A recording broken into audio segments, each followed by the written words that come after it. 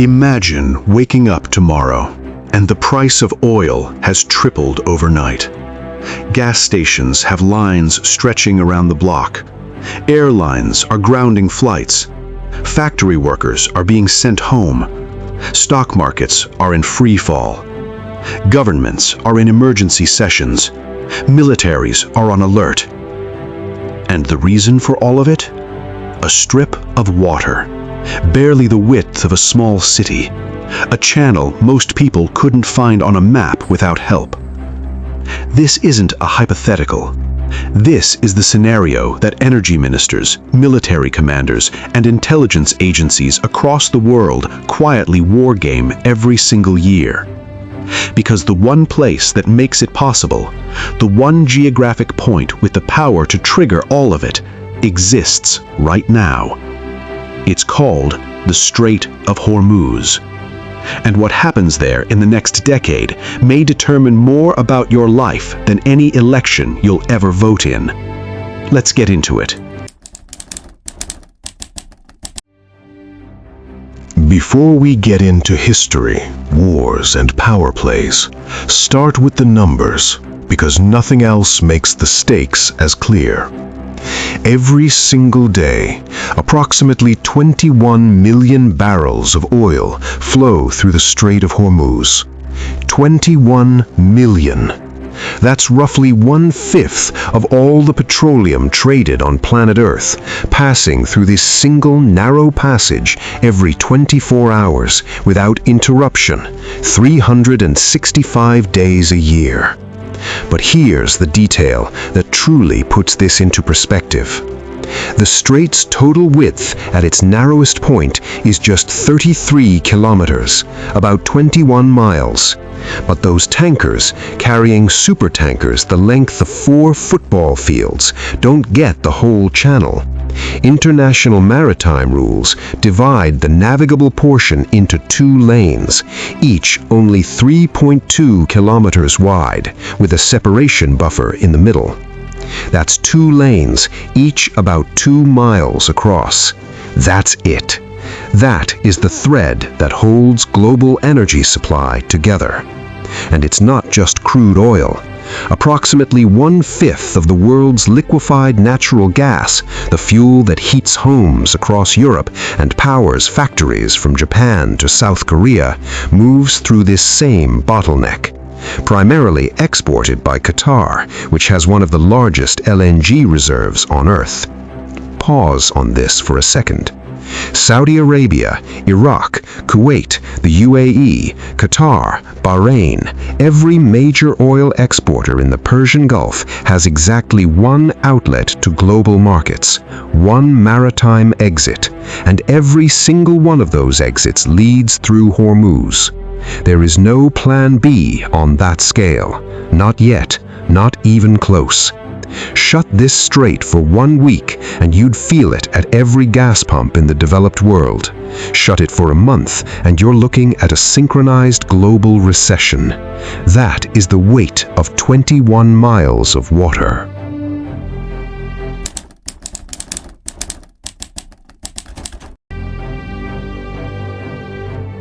Geographically, the strait sits between Iran on its northern coastline and Oman and the United Arab Emirates on the southern side.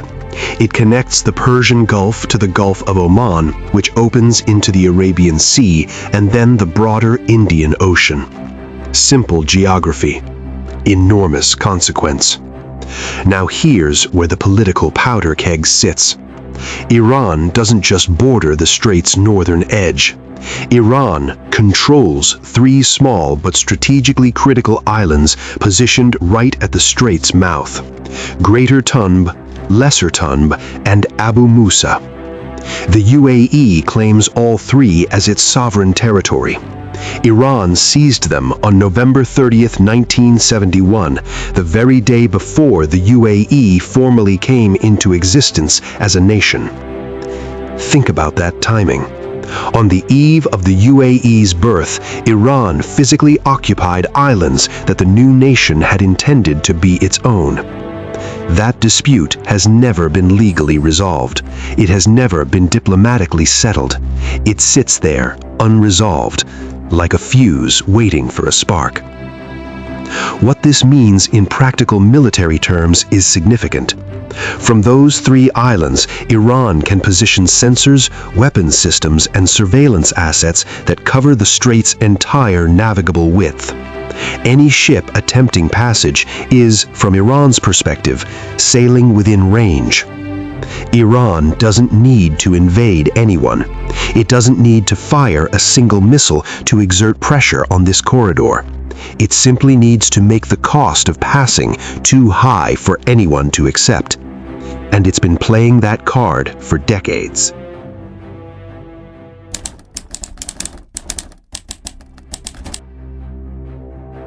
The Strait of Hormuz was a strategic prize centuries before a single barrel of oil was pulled from Persian Gulf soil.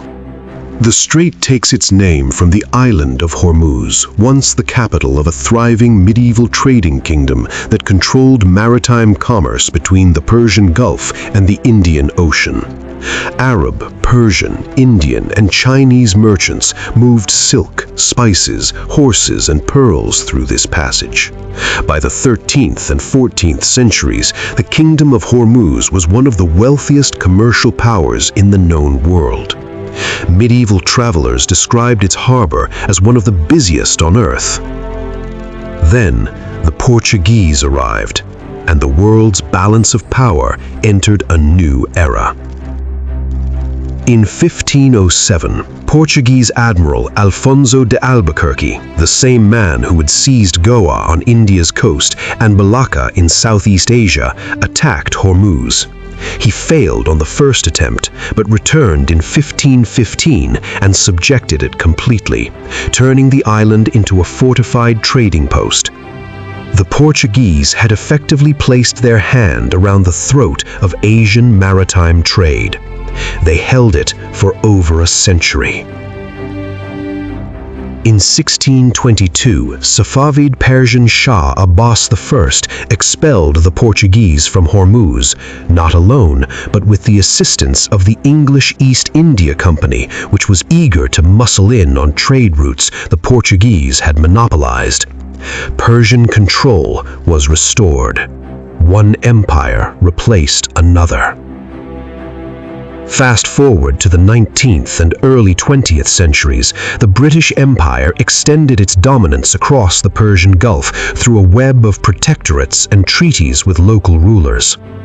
When Britain announced in 1968 that it would withdraw all military forces east of Suez and completed that withdrawal in 1971, it left behind a power vacuum in one of the most energy-rich regions on Earth. Into that vacuum stepped regional powers, Cold War competition between the US and Soviet Union, and eventually the 1979 Iranian Revolution, which transformed the entire geopolitical landscape around the strait in a single year. The oil had been discovered. The stakes were now existential.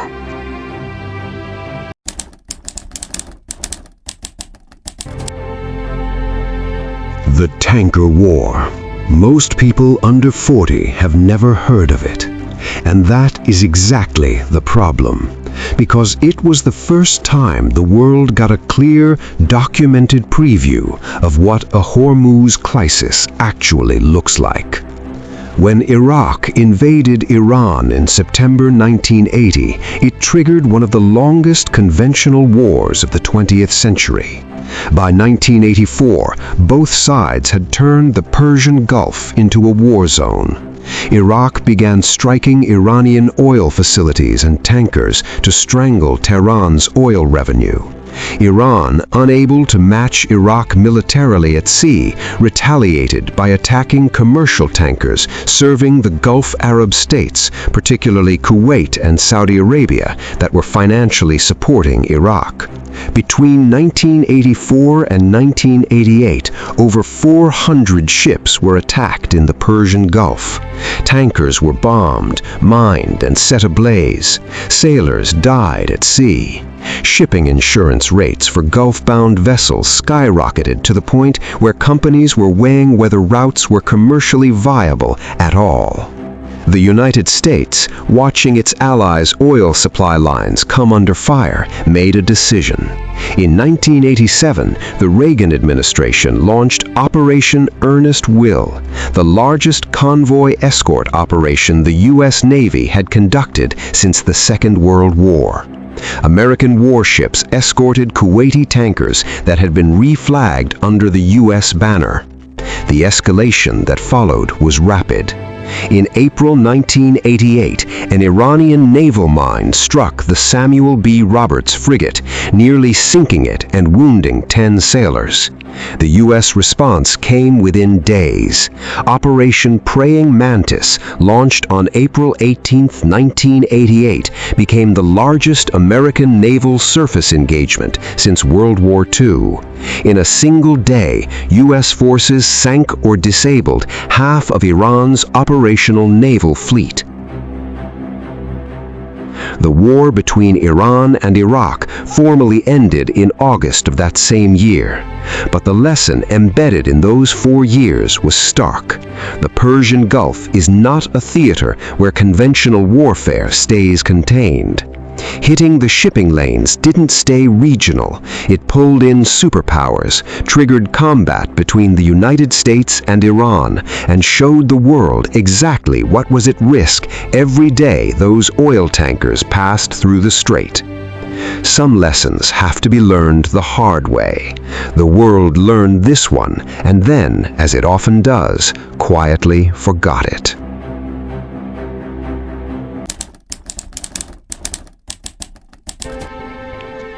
This is the part that military planners in Washington, Riyadh, Tel Aviv, and Beijing stay up thinking about. Iran doesn't need to defeat the United States Navy to control the Strait of Hormuz. It doesn't need to win. It only needs to make the passage dangerous enough that the global economy flinches. This is the doctrine Iran has spent 40 years building, what military analysts call anti-access and area denial, or A2AD. The goal isn't battlefield victory, the goal is leverage. And the tools Iran has assembled for this purpose are considerable. The Islamic Revolutionary Corps Navy operates hundreds of fast attack craft, small, nimble speedboats armed with rocket-propelled grenades, machine guns, and anti-ship missiles. Iran has perfected swarm tactics, surrounding a large vessel with dozens of these smaller boats simultaneously, making them nearly impossible to neutralize quickly. Speed, numbers, and unpredictability over outright firepower. Iran also operates domestically developed anti-ship cruise missiles, the Noor and Qadr systems, capable of striking moving targets at ranges exceeding 200 kilometers. These aren't experimental. They've been tested, refined, and deployed. Then there are the mines. Iran is believed to hold one of the largest stockpiles of naval mines in the entire region. Mining is cheap, mining is quiet, and clearing mines is agonizingly slow. A handful of mines laid discreetly in the shipping lanes could halt global tanker traffic for days while minesweepers work methodically through the channel, and the psychological effect would halt it even longer. Add the 3 disputed islands, positioned like watchtowers at the entrance of the strait, in which Iran can deploy sensors and weapons covering the entire passage, and you begin to understand why Iran's strategy is not about starting a war. It's about making the cost of confrontation so high that any adversary calculates it isn't worth it. It's about giving Iran a seat at every negotiating table, nuclear talks, sanctions discussions, regional diplomacy, without firing a single shot. This is leverage by geography, and few nations on Earth have mastered it as well as Iran has.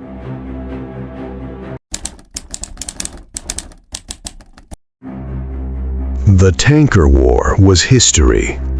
But 2019 brought a sharp reminder that history has a way of recurring.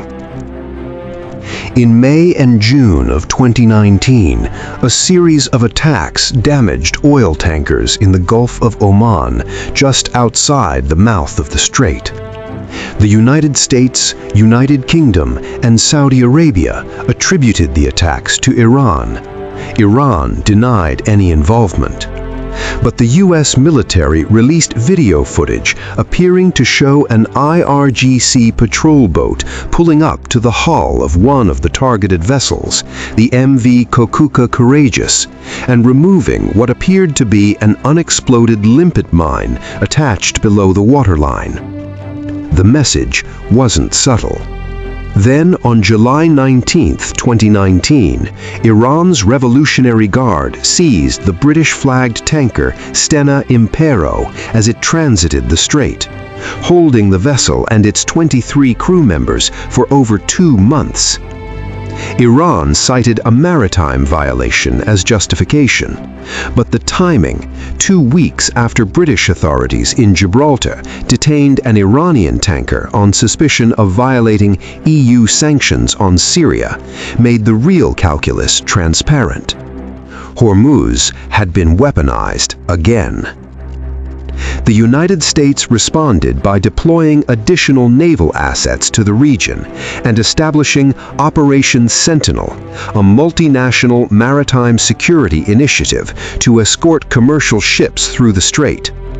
Several nations joined, several others declined. The crisis didn't escalate to direct war, but it showed clearly that Iran doesn't need to close the strait to achieve strategic leverage. It only needs to create sufficient uncertainty. Enough fear that insurance costs spike, that shipping companies recalculate risk, that oil markets tremble, and suddenly the phone lines between Tehran and international capitals get very busy.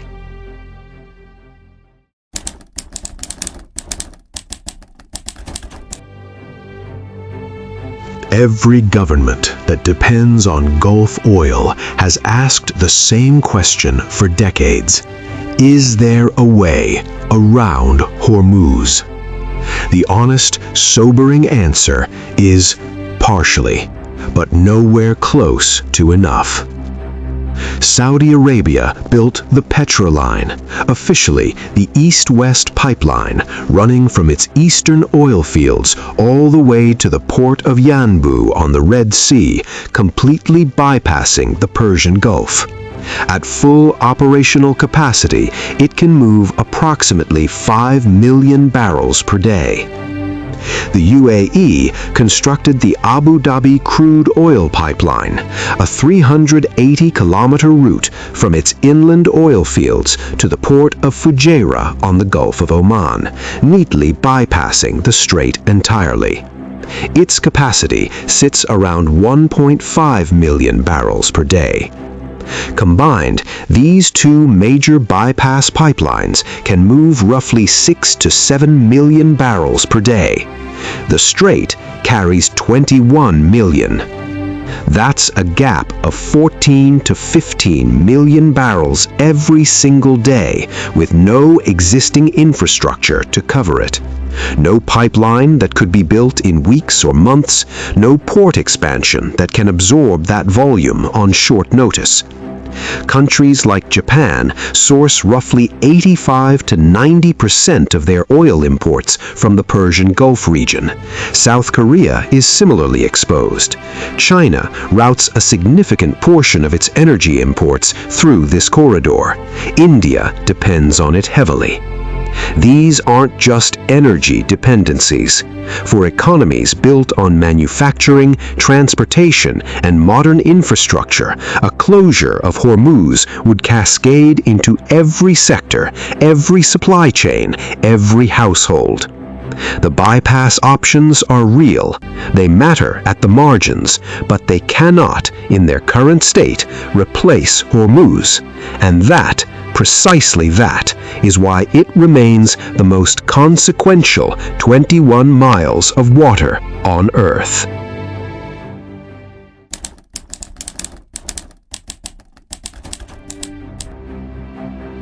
So here's where we land. The Strait of Hormuz exists at the intersection of every major fault line in modern geopolitics. The confrontation between the United States and Iran, the deep Arab-Persian rivalry, the competition between great powers, America, China, Russia, for energy influence, the fragile architecture of nuclear diplomacy, the slow, multi-decade transition away from fossil fuels that hasn't happened fast enough to change anything yet. Iran knows it cannot permanently close the strait without triggering a military response that would be devastating to its own survival. The United States and its allies know that simply eliminating Iran's ability to threaten the passage would risk a war with consequences nobody in any capital is truly prepared for. And so the world lives in managed tension. The strait is always open, but always fragile. The global economy operates every day on the assumption that this one passage will remain passable. It's an assumption the world has made for decades, and so far it has held. But assumptions have breaking points. The global energy transition, the shift toward renewables, electric vehicles, and alternative fuels offers a long-term structural exit from this dependency. But the transition is measured in decades, not years. In the short and medium term, the world still runs on oil. The oil still runs through Hormuz. 21 miles, 21 million barrels per day. And somewhere in the calculation of every government, every military commander, every energy minister on Earth, there is a quiet, persistent question they don't like to say out loud. What happens on the day it closes? That question, and the answer nobody wants to face, is why the Strait of Hormuz isn't just a geography lesson. It's the most important story in the world that most people have never been told. Until now. Geopolitics isn't something that happens in distant war rooms and diplomatic summits. It happens in pipelines, choke points, border disputes, and shipping lanes, in places most people never look. And it shapes your life in ways you've never been told. If you want to understand the world that's actually operating beneath the headlines, subscribe to the channel, hit the notification bell, because the next deep dive is already being built, and the story it tells is one you genuinely need to hear.